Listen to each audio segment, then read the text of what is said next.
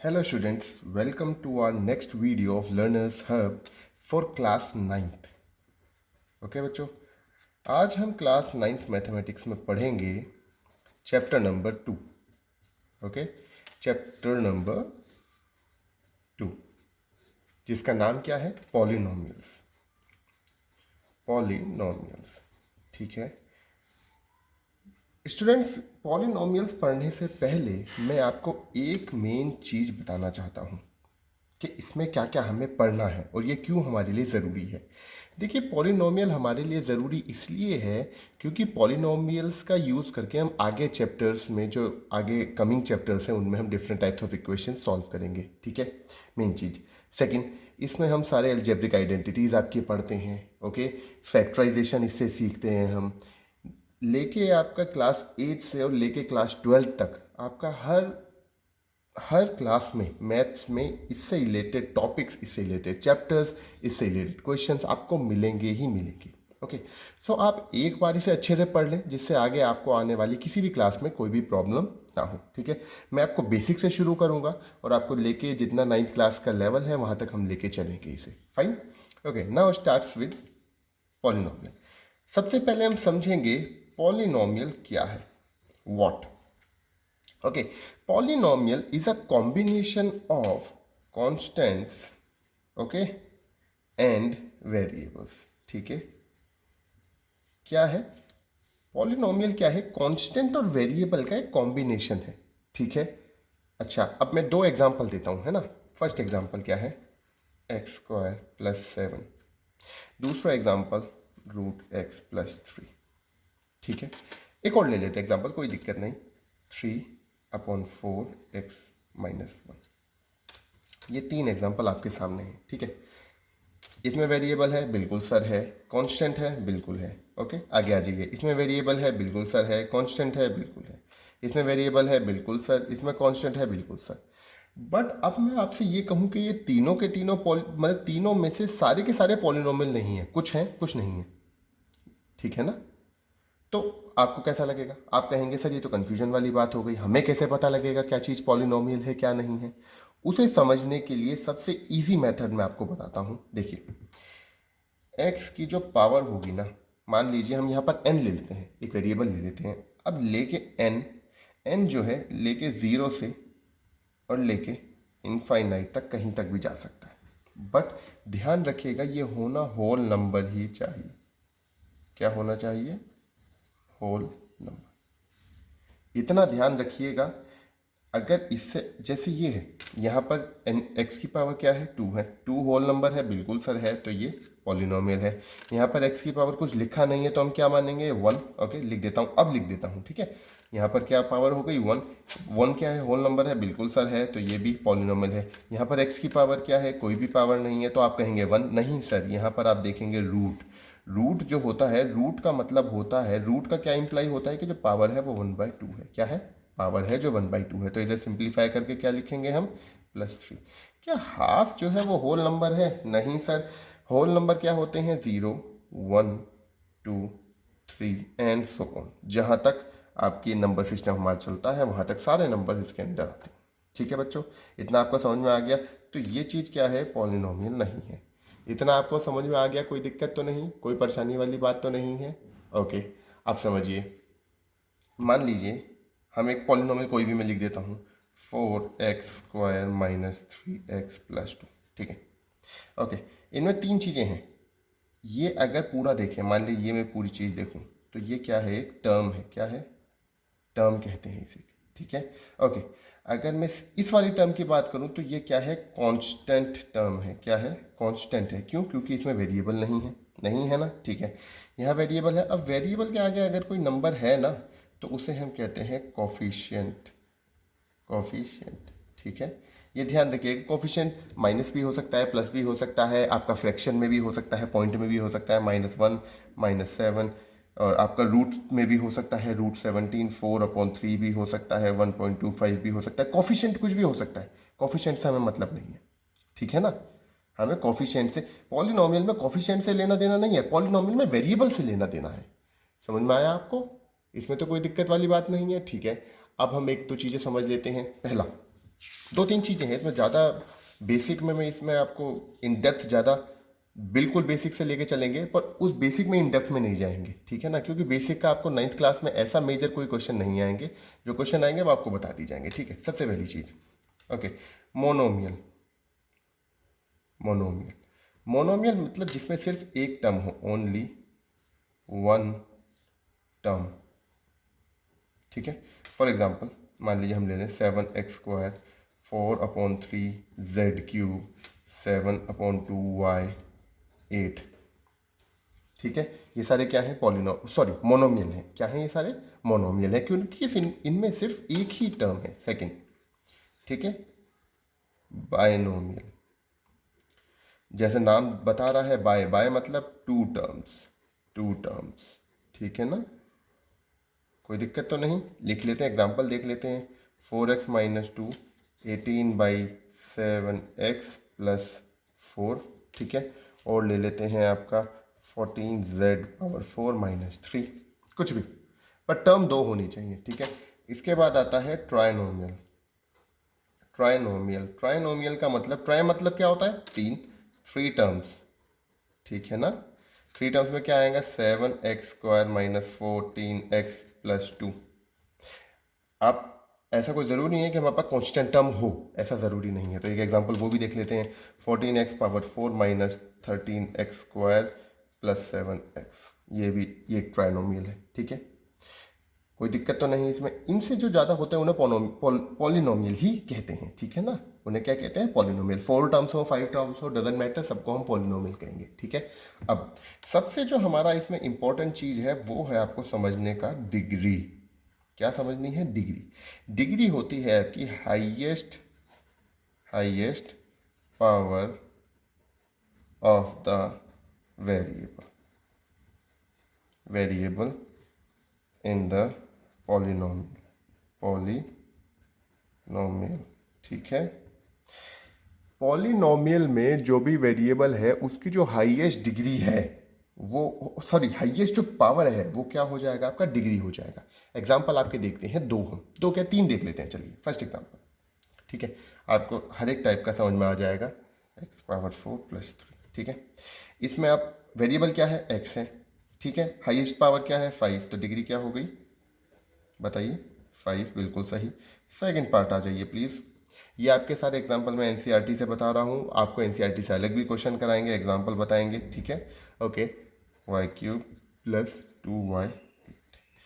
इसमें वेरिएबल है y, बिल्कुल सर है। हाईएस्ट पावर क्या है? 8, तो डिग्री क्या हो गई इसकी सर? 8, ठीक है, कोई दिक्कत नहीं। थर्ड आप देख लीजिए। थर्ड में अपनी तरफ से एग्जाम्पल लिख देता हूँ, -17।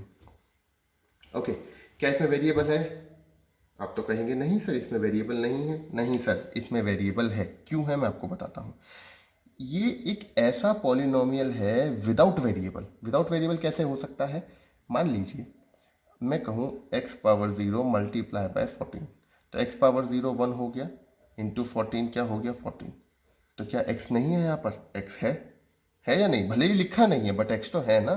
तो अगर मैं यहाँ पर लिख दूँ इसे x⁴ 0, तो ये पॉलिनोमियल हो जाएगा ना।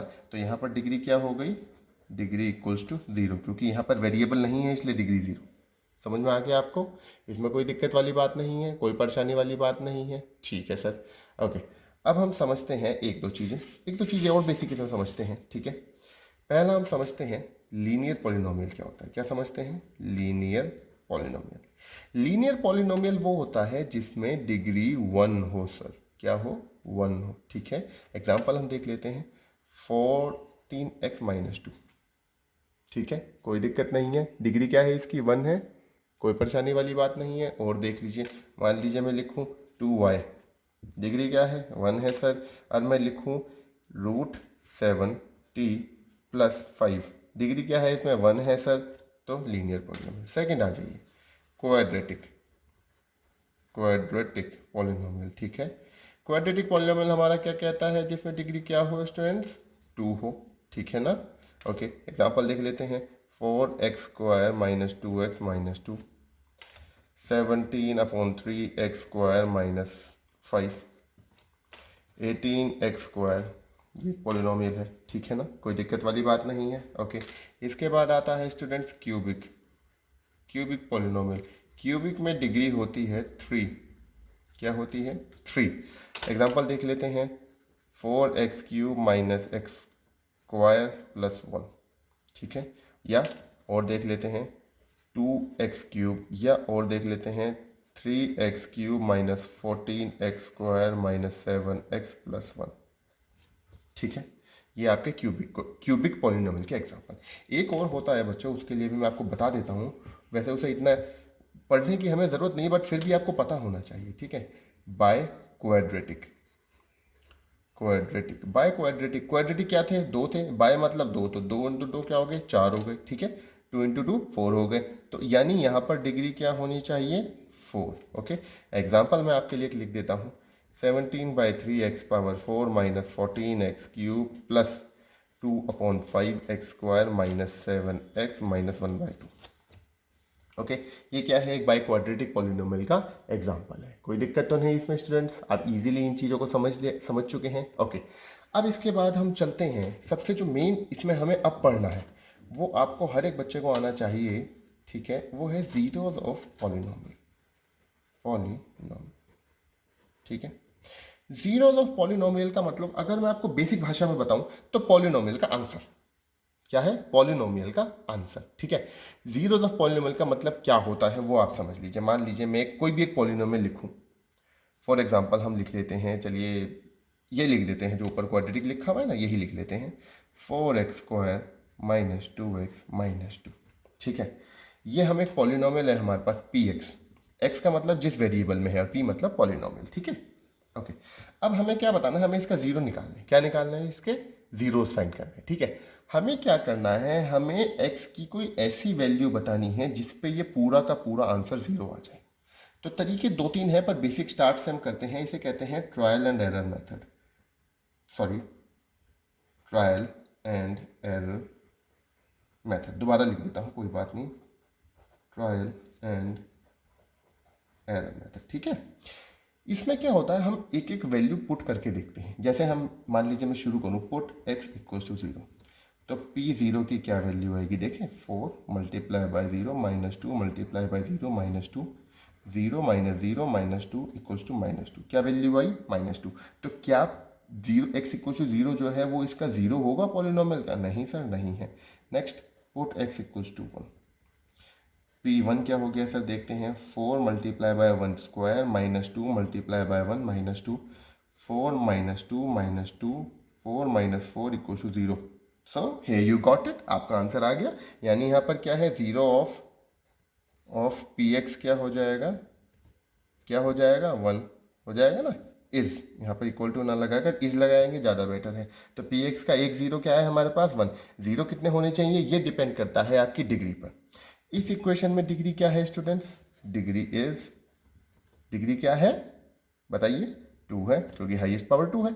तो यहाँ पर कितने जीरोज होंगे, 2 जीरोज होंगे। हमने आपको एक निकाल के दिखाया, आप एक प्लीज़ घर पे कोशिश करें निकालने का, देखें कैसे आता है कैसे नहीं आता। नहीं आएगा प्लीज़ हमें कमेंट बॉक्स में बताएं, हम आपको फिर नेक्स्ट वीडियो में इसके बारे में बताएंगे। अभी हम इसे यहीं छोड़ रहे हैं, ठीक है। आपके लिए आपको फाइंड करना है नेक्स्ट जीरो, 2 होने चाहिए ना, नेक्स्ट जीरो आपको फाइंड करना है, ठीक है, ओके। बच्चों वीडियो एंड करने से पहले मैं आपको एक चीज़ इसमें बताना चाहता हूँ कि आपको ये देखना है इस चैप्टर में कि एक तो ज़ीरोज़, दूसरा फैक्टर्स, तीसरा रिमाइंडर, 3 चीज़ों पे आपको ध्यान देना है, क्योंकि आपका रिमाइंडर थ्योरम भी इसके अंडर में है, फैक्टर थ्योरम भी इसके अंडर में है, और आपको ज़ीरोज़ फाइंड करने के लिए भी बोला जाएगा, ठीक है। कोई दिक्कत तो नहीं इसमें, कोई परेशानी वाली बात नहीं है, ओके। अब मैं आपको एक क्वेश्चन, इसका जीरो का मैं एक क्वेश्चन आपको सॉल्व कर देता हूँ, आपके एनसीईआरटी बेस्ड क्वेश्चन ही देख लेते हैं, ठीक है ना। आपको क्या बोला गया है, आपको बोला गया है वेरीफाई कीजिए एग्जाम्पल, ठीक है। वेरीफाई करते हैं, क्या वेरीफाई करना है, वेरीफाई दैट जो px है हमारा, ओके, इसके 2 जीरोज इन्होंने गिवन किए हैं, क्या है, पहला है -1/√3 और दूसरा है 2/√3। हमें वेरीफाई करना है क्या ये जीरोज हैं, तो क्या करेंगे, हम पुट करके देखेंगे, सिंपल, कोई इशू नहीं। Put x equals to -1/√3, half में हाफ इधर सॉल्व कर लेंगे, दूसरा इधर सॉल्व कर लेंगे। पुट x इक्वल्स टू 2/√3, ठीक है सर। तो p 1/√3 माइनस, ठीक है ना, सॉल्व करके क्या आएगा 3, 1/√3 माइनस होल स्क्वायर माइनस, ठीक है। यहाँ पर p 2/√3 को सॉल्व करेंगे हम, तो क्या आएगा 3 2/√3 होल स्क्वायर -1। कोई इशू नहीं सर, आ जाइए सॉल्व कर लेते हैं यहाँ p -1/√3 ओके ब्रैकेट में। तो ये हो जाएगा 3 1/√3 का स्क्वायर करेंगे 1/3 हो गया, और माइनस तो पॉजिटिव में चेंज हो जाएगा 1/3 -1, 3 से 3 कैंसिल आउट हो गया 1 -1, तो p -1/√3 क्या हो गया 0, ठीक है। यानी ये तो 0 है, क्या ये भी 0 है, चेक कर लेते हैं सर, कोई दिक्कत नहीं। p 2/√3, ठीक है। सॉल्व करते हैं, क्या आएगा सॉल्व करने के बाद 3 × 4/3 -1, तो 4 - 1 = 3, तो क्या p 2/√3 क्या आ गया 3 आ गया।